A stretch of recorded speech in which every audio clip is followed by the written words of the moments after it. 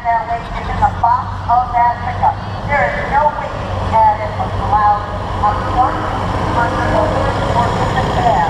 Those rules get an automatic disqualification if you are not following today's rules.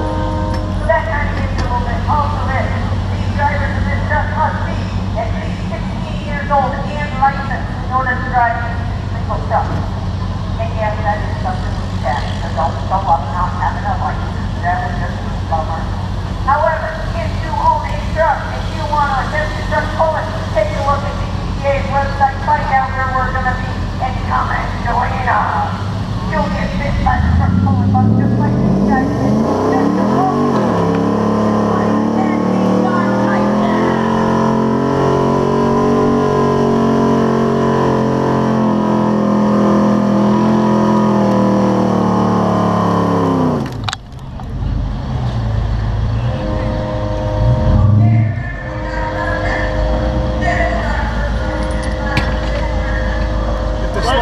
I'm taking it. Good. Thank you.